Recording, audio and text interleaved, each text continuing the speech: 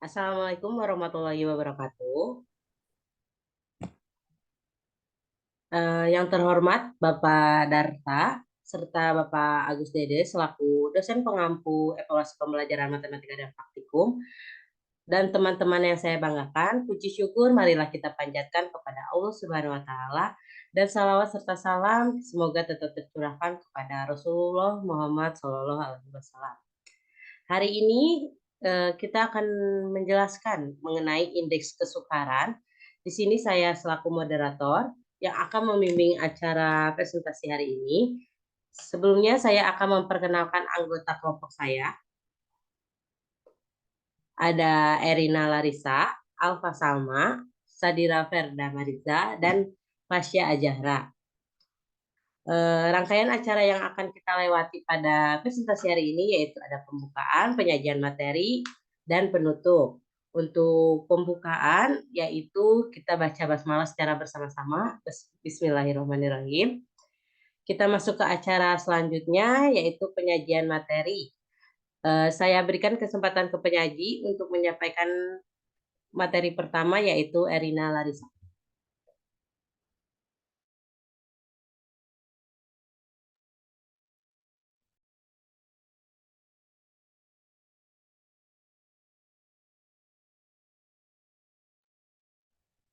Next.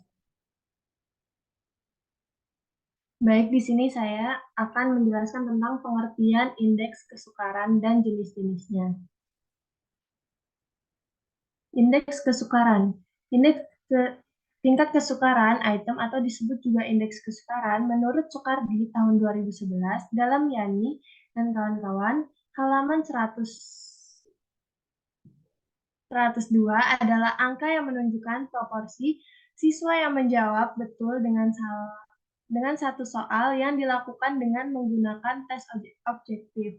Menurut Daryanto tahun 2010 dalam Yani dan kawan-kawan tanpa tahun halaman 102, soal yang baik adalah soal yang tidak terlalu mudah atau tidak terlalu sukar. Hal ini berarti bahwa tujuan dari analisis tingkat kesukaran item ini adalah menentukan soal yang mudah, sedang, ataupun sukar. Teknik analisis. Di sini ada dua teknik analisis yang kualitatif. Yang pertama, di sini teknik modern. Teknik modern adalah menganalisis dengan berdiskusi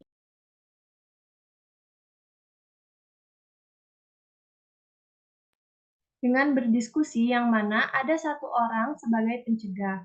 Di sini juga ada teknik panel. Teknik panel adalah teknik menelaah butir soal berdasarkan kaidah penulisan. Butir soal kaidah itu diantaranya materi konstruksi, bahasa, atau budaya, kebenaran kunci jawaban, atau pedoman penskoran. Nah, yang kedua di sini ada teknik analisis kuantitatif. Secara klasik, proses penelaahan butir soal melalui informasi dari jawaban peserta didik tes guna, meningkatkan mutu butir soal yang bersangkutan dengan menggunakan teori tes klasik. Yang kedua di sini ada secara modern. Proses penelaahan butir soal melalui informasi dari jawaban peserta didik tes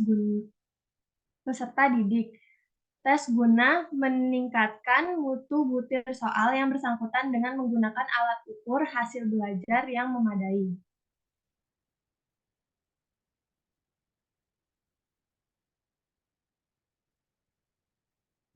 Nah, di sini ada analisis kesukaran soal. Asumsi yang digunakan untuk memperoleh kualitas soal yang baik di samping memenuhi validitas dan reliabilitas adalah adanya keseimbangan yang tingkat kesulitan soal tersebut. Keseimbangan yang dimaksud adalah adanya soal-soal yang termasuk mudah, sedang, dan sukar secara proporsional. Tingkat kesukaran soal dipandang dari kesanggupan atau kemampuan siswa dalam menjawab, bukan dilihat dari sudut guru sebagai pembuat soal. Pilihan ganda. Bilangan yang menunjukkan sukar, mudah suatu soal disebut indeks difficulty indeks. Besar indeks kesukaran dalam kesukaran antara 0,00 sampai 1,00. Indeks kesukaran ini menunjukkan taraf kesukaran soal sehingga soal dengan indeks 0,00 menunjukkan bahwa soal itu terlalu sukar. Sebaliknya, indeks 1,00 menunjukkan bahwa soal tersebut terlalu mudah. Dalam evaluasi indeks kesukaran ini diberikan simbol P, singkatan dari proporsa. Angka indeks kesukaran item dapat diperoleh dengan rumus yang dikemukakan oleh Du Bois, yaitu P sama dengan NP per N atau P sama dengan B per JS.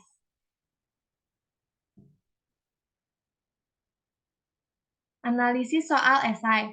Pada soal uraian atau esai, yang mana indeks tingkat kesukaran ini umumnya dinyatakan dalam bentuk proporsi yang besarnya kisaran 0,00 sampai 1,00. Kualifikasi tingkat kesukaran ini dapat dibagi menjadi 3 kategori, yaitu yang pertama di sini ada 0,00 sampai 0,30 yang tergolong sukar. Yang kedua di sini ada 0,30 sampai 0,70 soal tergolong sedang. Yang ketiga 0,70 sampai 1,00 soal tergolong mudah. Untuk mengetahui tingkat kesukaran soal, bentuk uraian digunakan rumus berikut. TK sama dengan mean per skor maksimum atau mean disebut juga dengan rata-rata.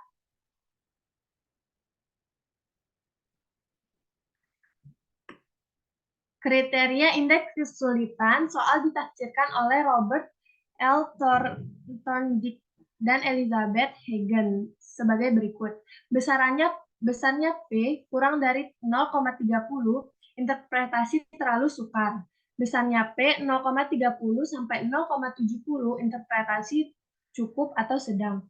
Besarnya P lebih dari 0,70, interpretasi terlalu mudah. Sedangkan menurut Warrington dalam buku Psychological Education sebagai berikut. Besar P kurang dari 0,30, interpretasi terlalu sukar. Besarnya P 0,30 sampai 0,70, interpretasi terlalu sedang. Besarnya P lebih dari 0,70, interpretasi terlalu mudah. Sekian dari saya kembalikan kepada moderator. Nah, baik, terima kasih untuk Arina. Untuk materi selanjutnya akan dijelaskan oleh saya. Untuk yang selanjutnya yaitu contoh analisis indeks kesukaran. Yang pertama yaitu mengenai soal tes uraian. Di sini ada 15 siswa dan 10 soal.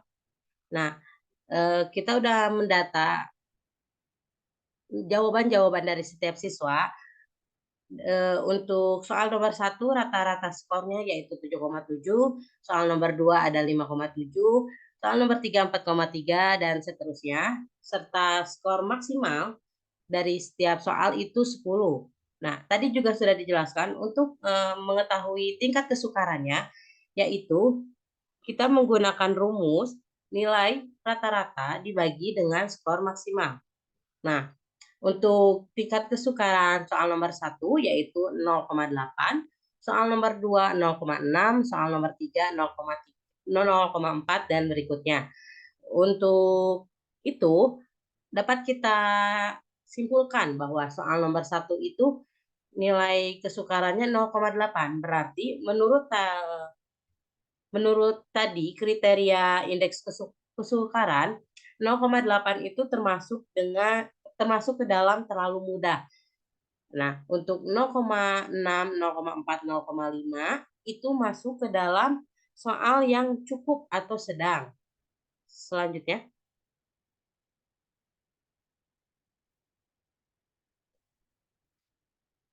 Oke, mohon maaf. Ini harusnya soal tes pilihan ganda ya. Untuk kita juga mendata 15 siswa dan ada 10 soal juga. Di sini yang memiliki poin 1 itu berarti jawabannya benar. Dan untuk yang poin 0 itu jawabannya salah. Kita lihat untuk soal nomor 1 itu Yang menjawab betul itu ada 12 siswa. Untuk soal nomor 2 itu ada 7 siswa, soal nomor 3 ada 9 siswa. Nah, untuk indeks kesukarannya kita peroleh dengan rumus yang tadi, yaitu untuk soal nomor 1 0,80, soal nomor 2 0,5, soal nomor 3 0,6, dan soal nomor 4 0,2. Di mana untuk soal nomor 1 itu berarti merah, berarti tandanya terlalu mudah.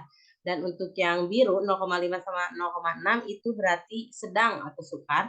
Dan untuk soal nomor 4 itu 0,2 berarti itu soalnya terlalu sulit.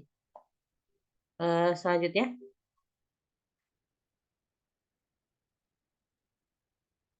Oke, untuk materi selanjutnya akan dijelaskan oleh Sadira. Untuk Sadira saya persilakan.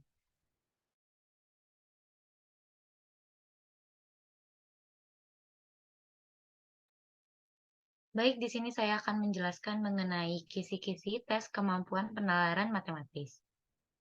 Saya mengutip dari tim PPG Matematika Universitas Pendidikan Ganesha.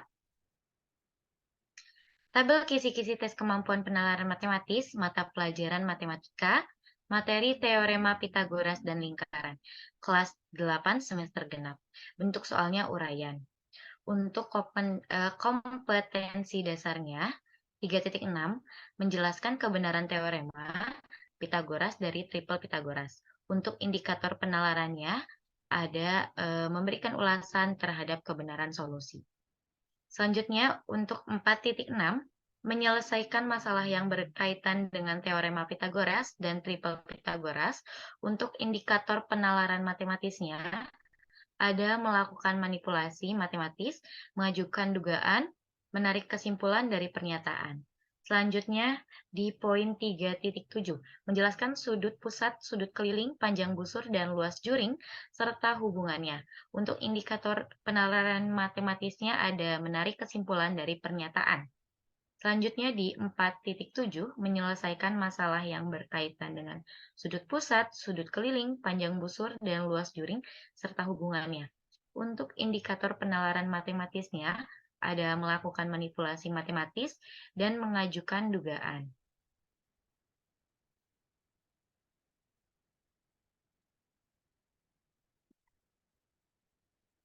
Sekian dari saya kembalikan kepada Ibu Moderator.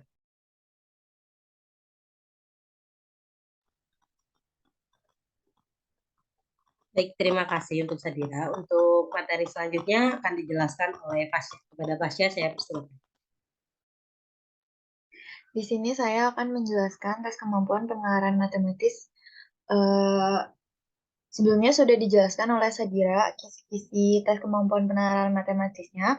Untuk nomor 1 itu, perhatikan sebuah segitiga siku-siku dan 3 buah persegi satuan pada gambar berikut. Nah, itu ada di kompetensi dasar di 3.6 yang menjelaskan kebenaran teorema Pitagoras dan triple Pitagoras.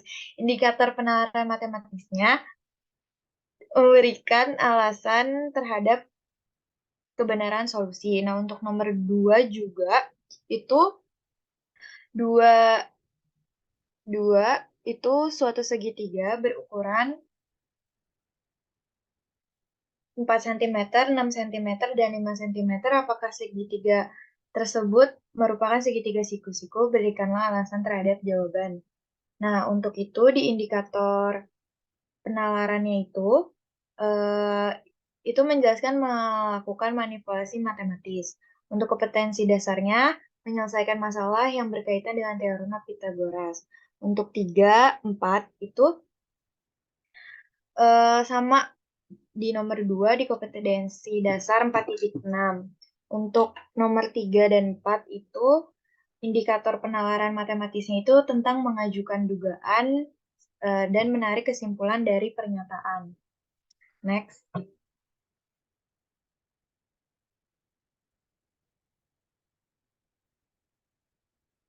Untuk indikator self-efficacy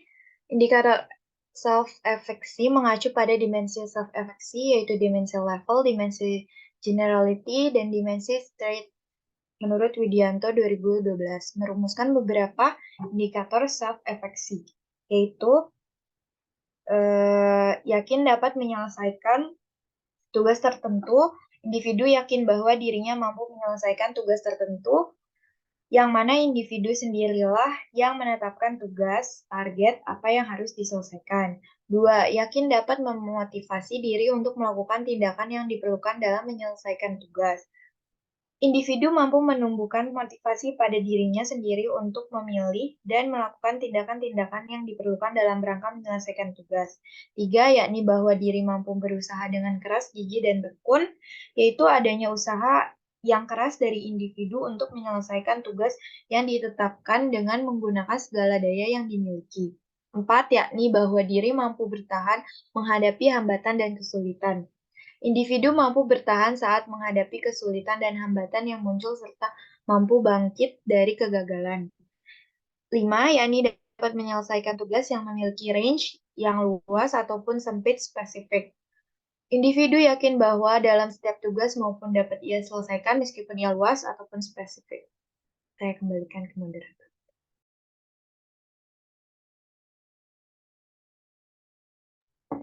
Oke, baik. Terima kasih untuk Pasya. Untuk materi selanjutnya, berikutnya dulu. Untuk materi selanjutnya itu akan dijelaskan oleh Alfa. Kepada Alfa saya persilakan. Baik, terima kasih. Di sini saya akan menjelaskan mengenai kisi-kisi dan item pernyataan berdasarkan indikator efektif self-efficacy. Nah, di sini yang pertama itu ada di level efektif diri dari tingkat kesulitan tugas. Itu indikatornya kepercayaan melakukan atau memutuskan tugas atau permasalahan sesuai dengan tingkat kesulitannya.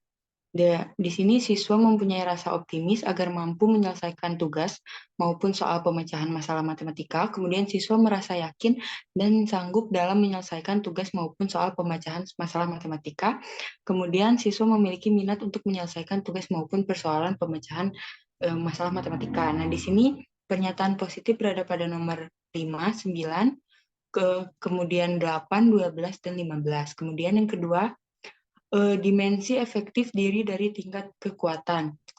Indikatornya kuatnya kepercayaan atau kemampuan hati siswa saat membuat tugas atau soal ataupun ujian matematika dan kemantapan hati pada pembelajaran matematika. Nah, di sini pernyataan positif berada pada nomor 2, 10, 6, 16, kemudian pernyataan negatif berada pada nomor 4, 18, dan 13.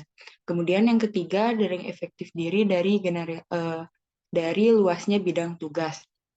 Indikatornya yaitu kepercayaan siswa tentang keluasan bidang topik serta tugas matematika. Nah, pernyataan positif berada pada nomor 1, 7, 20, dan 17. Kemudian, pernyataan negatif berada pada nomor 11, 14, dan 19. Next. Ini merupakan contoh dari pernyataan negatif dan positif yang sudah dijelaskan di slide tadi. Sekian dari saya kembalikan kepada Ibu Moderator. Baik, terima kasih. Untuk Alfa, diskusi untuk kelompok kami sudah cukup. Mari kita ucapkan hamdalah, alhamdulillah. Saya selaku moderator memohon maaf atas kesalahan saya. Wassalamualaikum warahmatullahi wabarakatuh. Waalaikumsalam.